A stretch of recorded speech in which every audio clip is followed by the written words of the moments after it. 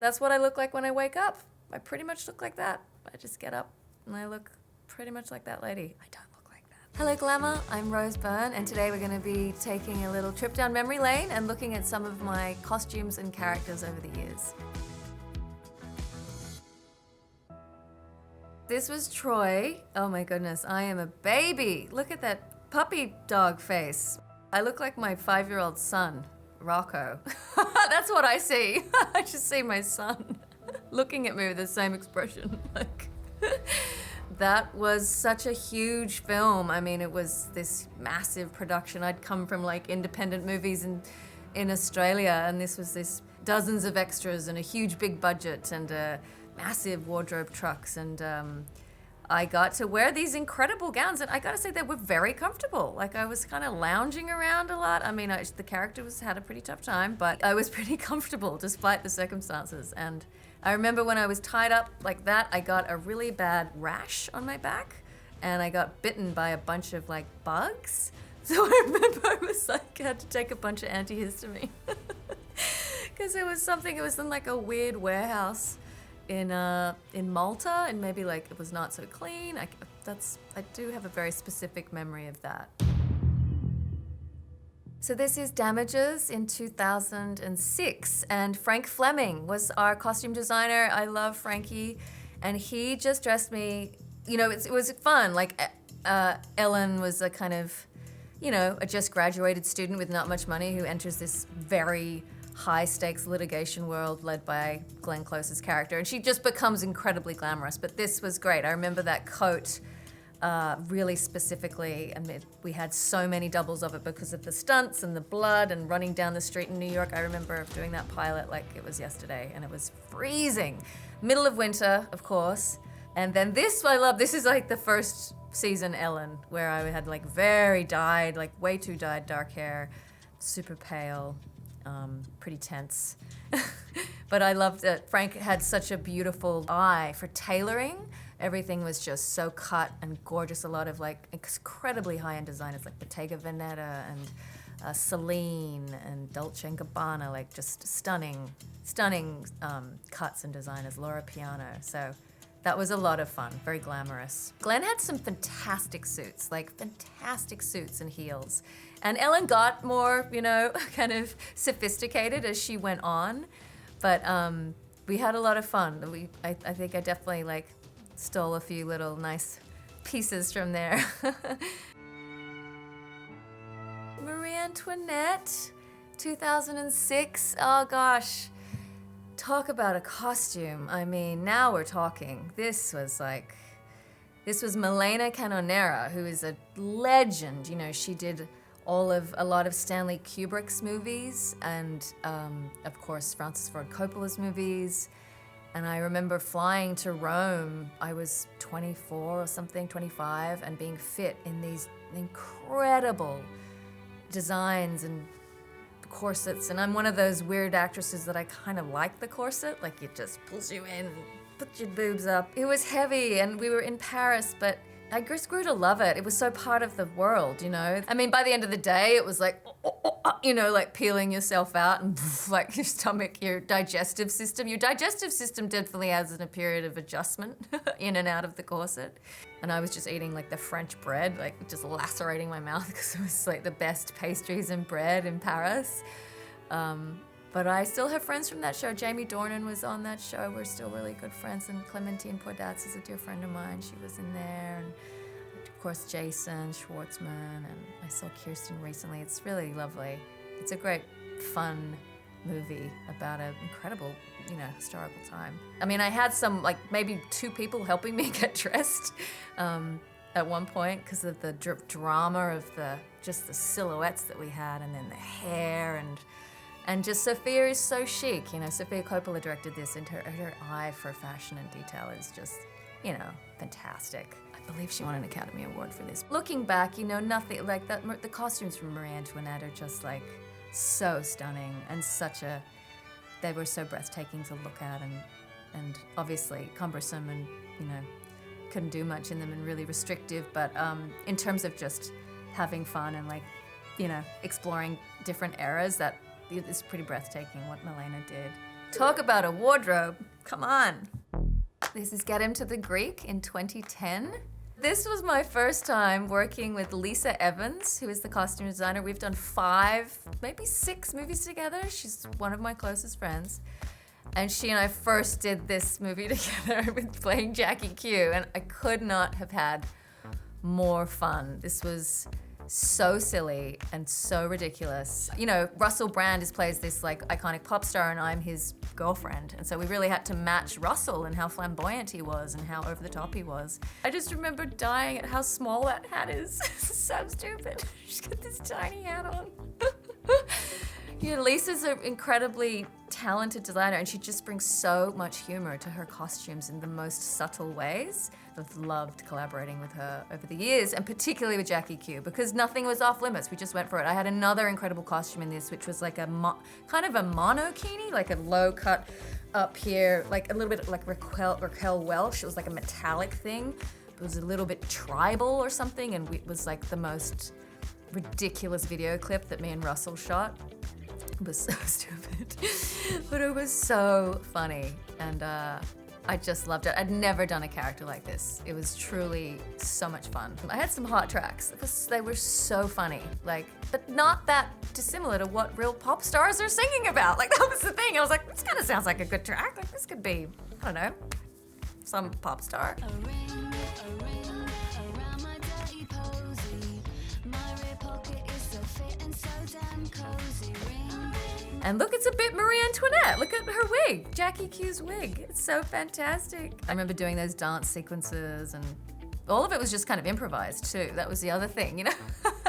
A lot of it was just improv, and yeah, man. Oh, gosh, that's so long ago. Bridesmaids, 2011. This is now 10 years old, which is extraordinary to me. So this is, so Lisa Evans, I don't know where to begin. Lisa Evans, again, my dear friend, was the costume designer. And I will never forget this black dress that we decided that Helen should wear for hosting her friend's engagement party. Not her party, her friend's party. And I remember we had a few other options, and then we both just could not. We just put this dress on, and it was like Helen's going to the Academy Awards. She's going to the Golden Globes. Like she's got some red carpet in her head. It's just hysterical. This is what she's wearing to a party that's not about her. And this was obviously the scene when me and Kristen do the toasts back and forth, and we shot for 2 days, maybe even 3 days in this location. For that whole sequence, we shot deep into the night. I remember doing that, and I just was dying at Kristen's improv of the competitive toasts, trying not to laugh. I did not know that it would become what it is now. It's so beloved, and it is a classic. These other outfits, oh my God, when they're trying on the bridesmaids dresses, and it was the Fritz Bernays. I remember the Fritz Bernays. It was like when they came up with that name, I just was dying. Like, what? It was so perfect. And everyone in the different version of the dress. Oh my God, I remember Kristen doing her dance with, saying you can spread your legs, you can move in this one, and trying to get everybody to buy the cheap dress. But a nerve-wracking day too, because that was the day everybody had to throw up. I mean, not from me, because my character was, uptight and didn't eat or whatever, but it was a strange day on set. Everyone was like, oh no, this is the day we have to do all the scatological comedy. But the girls were so game, they just did it. And yeah, I have just such fond memories, and I cannot believe it was 10 years ago. I just can't. I refuse to believe it. So this is Spy 2015 with Christine Bazelon-Clark. She was the designer, and we had a lot of fun. Again, I guess the comedy's where you gotta go to get the good costumes. I had so much fun with Rania. It was like the Bond girl spy / kind of maybe got lost in a mall in Dubai. Like, she's so over the top, but kind of has no taste whatsoever. And yet, I remember the hair and just how big it was. And it was like verging on Marie Antoinette, like that, just like so huge, and figuring out the pieces and the glamorous makeup and a lot of jewelry. I remember that. And I couldn't really walk. The like a very wealthy housewife in Dubai who's also a drug lord or something. I don't know. It's like amazing. And just being back with Melissa, you know, I could tell you I cannot hold a gun to save my life. I constantly get shaky arm like this, and everyone's like, all right, cut. I just have no natural way at all. And those guns were ridiculous. I mean, they're like comical. They're so big. I love that scene in the pink shirt. That was really fun, interrogating Melissa's character. And you have to stop with these stupid Penny Morgan outfits. You have to dress like an actual human. And I remember Melissa, there's another sequence where I'm again interrogating her and have her tied up and I'm threatening her. My father used to bring people here. Did he also make you dress like a slutty dolphin trainer? Just another classic Melissa McCarthy line. Melissa just used to die at my costume. She'd be like, what are you wearing? So this is Mrs. America 2020. This was Bina Dagla. She's a fantastic designer. She's German. And you know, when you're playing someone like Gloria Steinem, there's really no room for mistakes. She's so iconic with her look. Not only obviously her activism and her contribution and her dedication to so many movements, but particularly the feminist movement in the 70s, she just also was so chic. And she's one of the few people who has a silhouette that you instantly know, you know? And we just endlessly talked about capturing that and figuring that out. And it was always within just the details of everything, every fabric, every hair on the wig, and there were so many great images of her. And it was always about, for me, just the hair and getting the texture of her hair, because it always had so much texture in it. And of course the glasses, trying to really figure that out. And what would look good on me too, because obviously I actually look a lot very different from her, and figuring out that would translate to me playing that character. And that was really fun. We shot at the Guggenheim, and I'm in that hot little mini skirt, and I was with Jay Ellis, the lovely Jay. I had so much fun. And again, on this job, I got to work with such a great cast of women. You know, it was such a bunch of fantastic female characters. This is Physical, 2021. I play Sheila Rubin, and she's a quietly tortured housewife. It's set in the 1980s, the beginning of the 1980s in San Diego, and she's in a pretty dysfunctional marriage that presents as very liberal and progressive, but is actually pretty stifling and traditional, and she has very much a supporting role to her husband. And she's harboring a really, really damaging, dark illness, a secret that she can't even articulate. When we meet Sheila, she's really a child of the 70s, and she's very much still in how she looks, how she dresses, her beliefs, her values.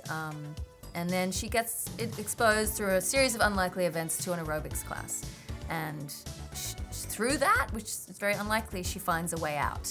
So these costumes were so specific, you know, to the time. The 80s is a really specific period, particularly 1980, because it's very much still the 70s. And a lot of women back then made their own leotards. You know, they didn't have access to fabrics or online shops or whatever, factories making this stuff. It was a very new thing.